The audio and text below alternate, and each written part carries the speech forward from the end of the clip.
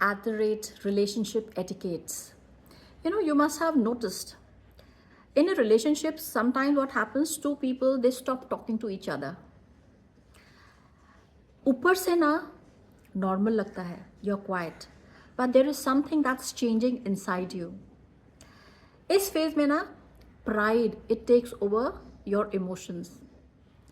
Now ये जो stage है ना, दिस इज अ वेरी खतरनाक स्टेज, बिकॉज साइलेंस जो है ना, इसमें क्या होता है, आप दोनों you care for each other. Perhaps at this stage you love each other also, you miss each other also, but ego is louder than emotion. And एक बार जो pride ले गई ना आपके ऊपर, हावी हो गई, तो ना relationship bleed करता ही करता है. The longer you let this silence last, then it becomes easier to just maintain it. Second है, the fantasy starts fading. अगर आप जैसे लड़ाई हुई है आपस में और आपने बंद कर दिया बात करना, अगर आप बीच बीच में भी ना मैसेज भेज रहे हैं या confusing the other person, like थोड़ा थोड़ा बात कर रहे हैं, it's okay. But the moment you stop talking, तो ये जो इमोशनल है ना इल्यूजन कि हमारा कनेक्ट अभी अलाइव है, इसमें गड़बड़ हो जाती है. आपको साइलेंस में क्या है, कई कई बार सब रेड फ्लैग दिखने लगते हैं, एक क्लैरिटी आने लगती है that why is that person doing like that. Emotional filters हट जाते हैं. एंड थर्ड जो है, जो हमारा नर्वस सिस्टम है ना, it gets hit. And when nervous system gets hit deeper, आपको इतना पता चल जाता है कि you are actually missing a habit. Dopamine of notification की जब मैसेज आता है, आपको क्या खुशी मिलती है, some kind of a familiarity.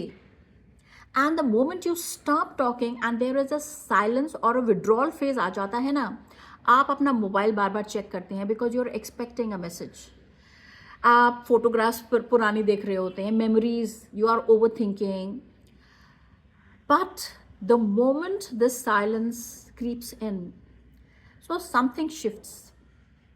The craving, it softens, the urgency, it fades, and emotional dependency also weakens. And this is the time you realize that attachment is louder than compatibility.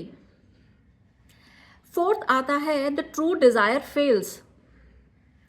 आप ये समझ जाते हैं कि भाई अभी इन्होंने हमसे रिलेशन नहीं रखा, तो शायद maybe they are not interested.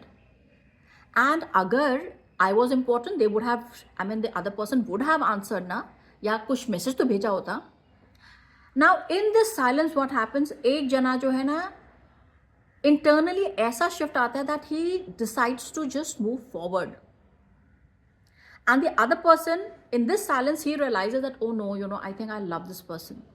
And that is why sometimes ये जो silence होता है, इसमें one person moves ahead and the other person realizes that it's love.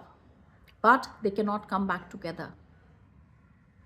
So please be very careful. ये जो silence एक ऐसी चीज़ है जो कि sometimes it becomes little, एक clarity भी लाती है आपके life में that where is this relation going to. And जो withdrawal phase और silent phase है, जब आप देखें कि आपके relationship में ना ये silence आ गया है and किसी ने 4-5 days से कोई message नहीं भेजा है और silence आ गया है, so this means silence is speaking something that you need to understand.